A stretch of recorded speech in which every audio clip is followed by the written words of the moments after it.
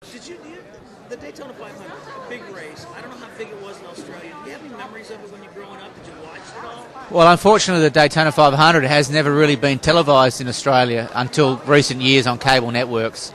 But, I read all about it. I knew all about NASCAR racing and how big it was and how fast the cars were and how big the stars were. So I'm no novice about the sport. I really have paid a lot of attention to it, and I really admire guys like Dale Earnhardt Jr.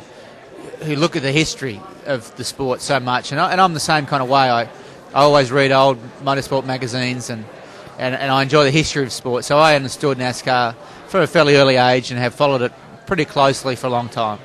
Dale Earnhardt Jr. was praising you up and down and talking about how great you are. And that's got to be a big kick when NASCAR's most popular driver in your home country is giving you accolades. Did that give you a nice feeling? I paid a lot of money for that, yeah.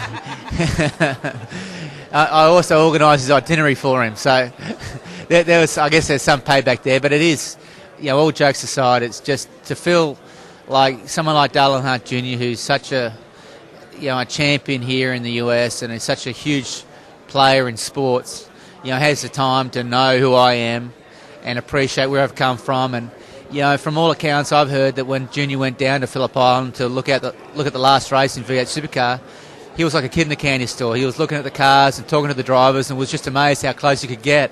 It was like he was a kid, coming into a NASCAR garage for the first time. And it's just great that he has so much enthusiasm for the sport and he has the time and willingness to look at guys like myself who are just trying to forge their own career path and just try to be in the game, and there's a guy right at the top of it, looking down and respecting us, and it shows a lot about Junior's character and about the type of guy he is.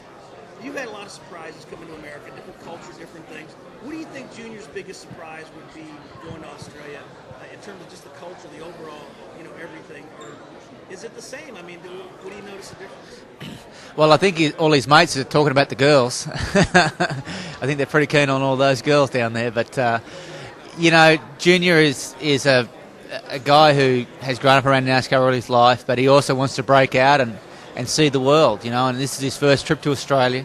He's got a lot of mates with him and they're basically just checking out the scene and good on him. And I think he's going to see how great Australia is. It's a wonderful country. I'm proud of it, just like America is a wonderful country too. It's a land of opportunity down there just like it is here.